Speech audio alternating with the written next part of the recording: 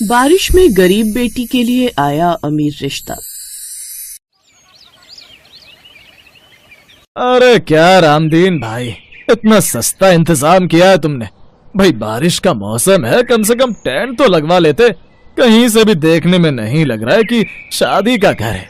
न कोई रौनक है और न खाने पीने में ज्यादा खर्चा किया है। अरे वो भी छोड़ो भाई, कम से कम द्वार पर तो खर्चा करवाना ही चाहिए था। बढ़िया टेंट लगवाना चाहिए था, कुर्सी टेबल की व्यवस्था करवानी चाहिए थी। अरे भगवान ना करे अगर बारिश जोरों की आ गई तो क्या होगा भाई। अरे लड़के वाले बारात लेकर आएंगे तो कहाँ बिठाओगे उन्हें। आखिर इतने में नाचते गाते हुए लड़के वाले उस गरीब पिता रामदीन के द्वार पर बारात लेकर आ जाते हैं। उसके बाद यशोदा और छोटी बहन स्वाति भी वहीं मौजूद थी। दूल्हा बना अंकित आकर मंडप में बैठ जाता है। पूरा गांव शादी के उस घर में मौजूद था। तभी एकदम से लड़के के पिता धनराज बारिश में भीगते हुए और भड़कते हुए लड़के के पिता को सुनाने लगा। देखो, मैंने तुमको शादी तय करते वक्त ही कहा था कि शादी का इंतजाम अच्छा रखना। मेरे सब बाराती वाले भीग रहे हैं। और दूसरी बात, जब तुम मेरे हाथ में 5 लाख रुपए नकद नहीं रखोगे तब तक ये शादी नहीं होगी तो मतलब नहीं होगी।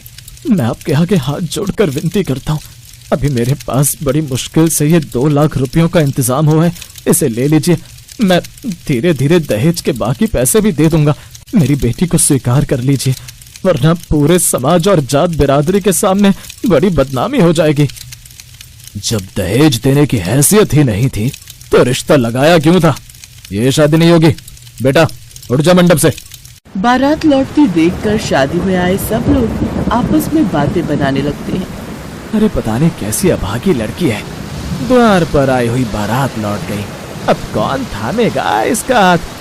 चलो भैया, जब बारात ही लौट गई तो यहाँ पर रुकने का क्या काम।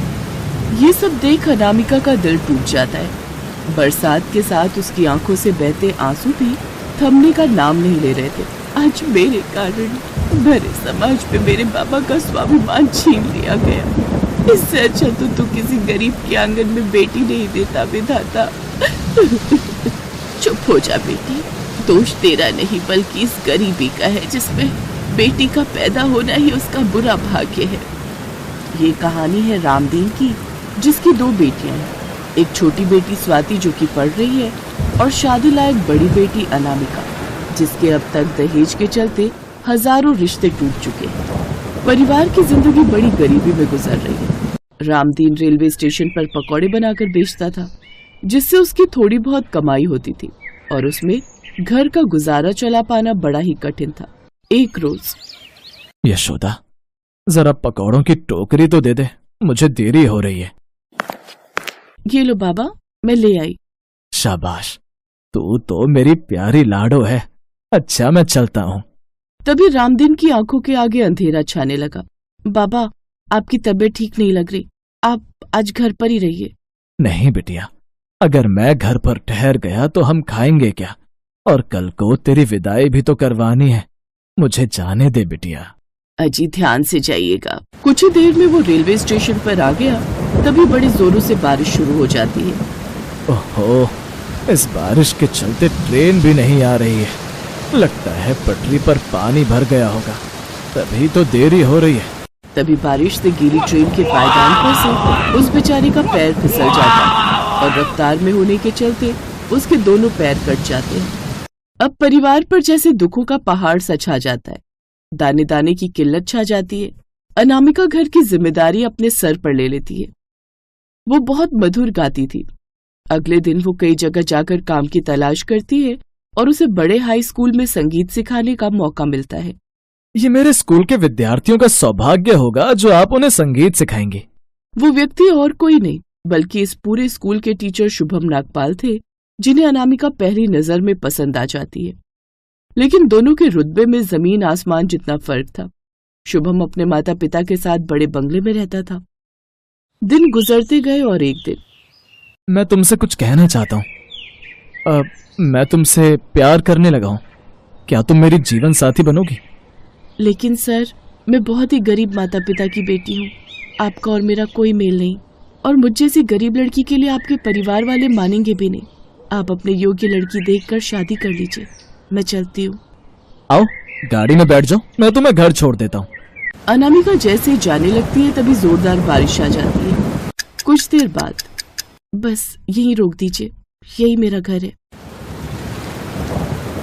वो उसके गरीब से घर की दशा देखता है जहाँ उसकी माँ और बहन बरसात का पानी निकाल रही थी। एक अंदर झोपड़ी के अंदर लाचार पिता खाट पर पड़ा था और छत बुरी तरह टपक रही थी। माँ, ये शुभम जी हैं जिसे स्कूल में संगीत सिखाती हो, वहाँ के टीचर।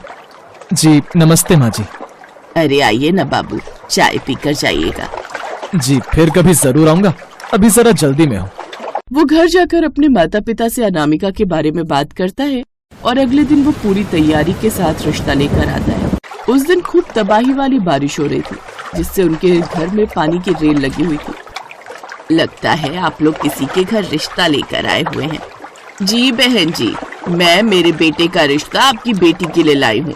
अपनी शुभम के लिए आपकी बेटी को मांगने आई हूँ। ये शगुन स्वीकार कीजिए। ये सुनकर उसके माता पिता की आंखों से आंसू बहने लगे। समझ में नहीं आ रहा कहाँ बिठाऊं आपको। आइए ना, आप भीतर आइए। अब वो अपने सामर्थ्य के अनुसार लड़के वालों का आदर भाव करती है, जिसके बाद साधना अनामिका को चुन्नी चढ़ाकर शादी का जोड़ा उसके हाथ में देती है और जल्दी शादी की तिथि भी निकल आती है। धीरे धीरे गुजरते पलों के साथ शादी का पल पास आ जाता है, लेकिन किसी भी चीज का इंतजाम नहीं हो पाता और दिन रात की बरसात से उनकी छत झरने के जैसे बहने लगती है। मेरी तो कुछ समझ नहीं आ रहा, ऐसे घनघोर बारिश में हम अपनी बेटी की विदाई कैसे करेंगे। तभी होने वाली समधन हलवाई और टेंट वालों को लेकर आती है। अरे साधना जी, आप यहाँ? हाँ, अब हम रिश्तेदार नहीं, एक परिवार है, इसलिए आज एक अर्जी लेकर आई हूँ। शादी का खर्चा हमें उठाने दीजिए। ये सुनकर उस गरीब माँ के मन से सारी दुविधाएं मिट गई। छलकते आंसू से यशोदा ने कहा, जरूर, मेरी बिटिया ने पिछले जन्म में कोई धन्य कर्म किए होंगे जो इस जन्म में उसे आप जैसे भले ससुराल वाले मिलने जा रहे हैं। अंत में दोनों परिवार साथ में मिलकर शादी की तैयारी करते हैं, जिसके बाद बरसात के उस मौसम में भी अनामिका की शादी धूमधाम भरी होती है, जिसे पूरा गांव देखता है। अब दोनों गरीब माँ बाप खुशी खुशी अपनी बेटी को विदा करते हैं।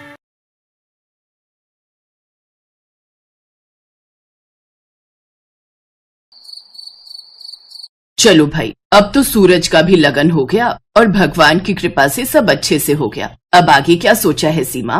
किस बारे में माँ? अरे अपने लगन के बारे में। और किस बारे में? तूने कहा था कि सूरज की शादी के बाद तू सोचेगी इस बारे में। हाँ तो सोच लूंगी, सोचने में क्या जाता है। हाँ, तू क्यों करेगी शादी? लगता है मेरे मरने के बाद ही बसेगा तेरा घर। जीते जी तुझे दुल्हन बनते नहीं देख पाऊंगी मैं। माँ, ये इमोशनल डायलॉग ना मुझ पर काम नहीं आएंगे। चलो, दवाई का टाइम हो गया है। ऐसी माँ, मान जाना। बस माँ, अब ये टॉपिक खत्म। तुम्हें साफ साफ सुनना है तो सुन लो, मैं कभी शादी नहीं करूंगी और ये मेरा आखिरी फैसला है। ये बात सीमा ने गुस्से में कही थी तो उसकी माँ कमला आगे कुछ नहीं बोली और चुपचाप दवाई खाकर सो गई। फिर सीमा भी अपने कमरे में आ गई और डायरी में दबी एक फोटो निकालकर उसे देखती रही। फिर जब उसकी आंखों में आंसू आ गए तो उसने वो फोटो वापस रख दी और सोने की कोशिश करने लगी। और फिर अगले दिन, अरे वाह, ये साड़ी तो बड़ी सुंदर है, अब ये सीमा के लिए रख लेते हैं। माँ जी, ये तो चटक लाल रंग की है। दीदी इसका क्या करेंगी? क्यों, सीमा लाल रंग क्यों नहीं पहन सकती? पहन तो सकती है, पर लाल रंग तो सुहाग का होता है, तो इन्हें इसकी जरूरत नहीं होगी। वैसे ये साड़ी मैंने विनीता भाभी के लिए चूज की थी, लेकिन अगर आपको सीमा दीदी को देनी है तो दे दीजिए। नहीं गरिमा, तुमने जिसके लिए जो सोचा है उसे वही दो। वैसे भी मुझे लाल रंग कुछ खास पसंद नहीं है। अरे दीदी, बस इसीलिए तो अब तक आपकी शादी नहीं हुई। लाल रंग भला किस लड़की को पसंद नहीं होता? ये तो सुहाग की निशानी होता है। तभी मैं सोचूं कि दिखने में तो आप ठीक ठाक हो और ऊपर से कमाती भी हो, तो फिर भला अब तक आपकी शादी क्यों नहीं हुई? अब जरूर आपकी कुंडली में भी कोई दोष होगा। अब मेरे मामा जी ना बड़े जाने माने ज्योतिषी हैं, आपका हो तो। नहीं गरिमा, इस सब की कोई जरूरत नहीं है, क्योंकि अब शादी करने का मेरा कोई इरादा नहीं है। समझती हूँ दीदी, अब इस उम्र तक आते आते शादी के सारे अरमान तो मर ही गए होंगे आपके। साफ पता चल रहा था कि सीमा की नई नवेली भाभी गरिमा ने ये बात सीमा को ताना मारते हुए कही थी। असल में सीमा अपने भाई बहनों में सबसे बड़ी थी और कुछ ही महीनों में वो 40 साल की होने वाली थी। सीमा से छोटे 2 भाई विजय और सूरज और एक बहन रीना थी। ऐसा नहीं था कि सीमा कभी शादी नहीं करना चाहती थी, लेकिन जब उसकी शादी की सही उम्र थी तभी उसके पिता की दिल की बीमारी से मौत हो गई। ऐसे में सब कुछ अकेली सीमा ने संभाला, लेकिन इस सब में सीमा के हाथ से समय निकलता गया और वो अपना घर नहीं बसा सकी। लेकिन उसका ये दर्द उसकी माँ कमला के सिवाय और कोई नहीं समझता था। वैसे भाभी, ये सीमा दीदी अब तक कुंवारी कैसे है? कोई खोट वोट है क्या?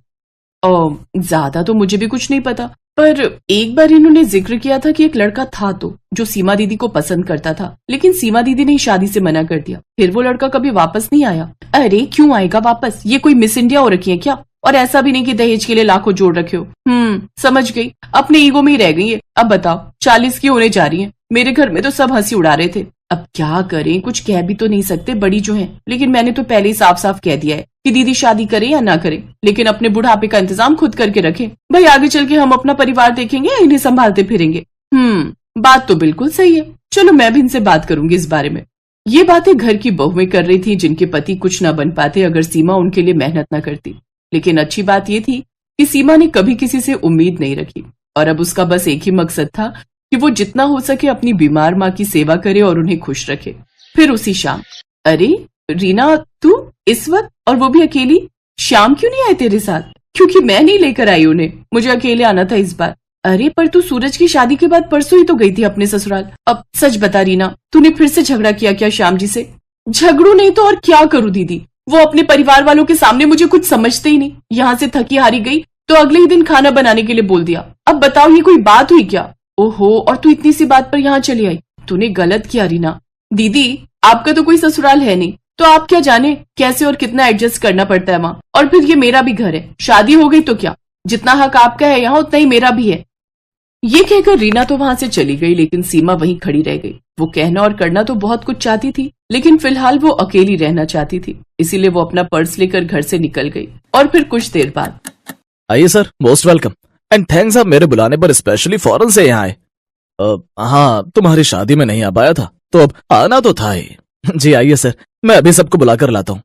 सूरज अपने एनआरआई बॉस अनिकेत को डिनर के लिए घर पर लेकर आया था। और फिर, माँ जी दीदी कहाँ है? आज तो संडे है तो उनके ऑफिस की छुट्टी होगी ना? हाँ, दिन तक तो घर पर ही थी, अभी चली गई होगी कहीं। दीदी का बढ़िया है, शादी हुई नहीं तो किसी बात की टेंशन ही नहीं है। हाँ, वरना तो शादी के बाद हम लेडीज का कोई पर्सनल स्पेस ही नहीं बचता।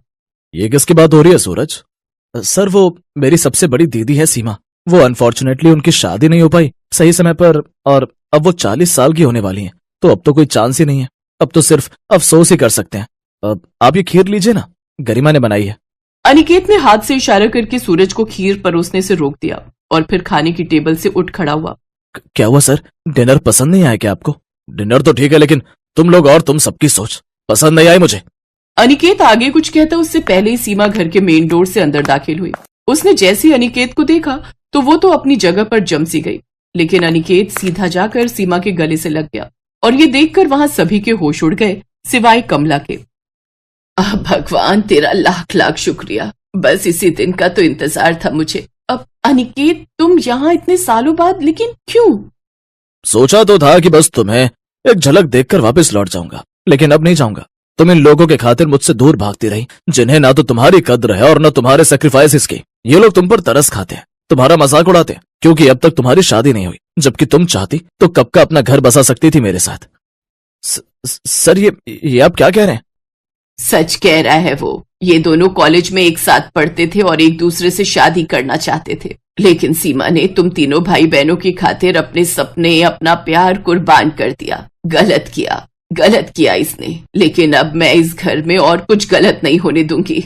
ये कहकर कमला आगे बढ़ी और उसने अनिकेत के हाथों में सीमा का हाथ देते हुए कहा, बेटा तू आएगा ना मेरी सीमा को ले जाने? अब तक बहुत कुछ सहा है इसने, लेकिन अब भी ये तुम्हारे घर को स्वर्ग बना सकती है, ये विश्वास है मुझे। मैं जानता हूँ माँ जी, बस एक बार सीमा हाँ कह दे, जिसके इंतजार में मैं आज भी हूँ। सीमा की आंखों में आंसू थे। आज उसके पास ना कहने की कोई वजह नहीं थी, लेकिन हाँ कहकर अपनी खुशियां चुनने की कई वजहें थी। Thanks for watching.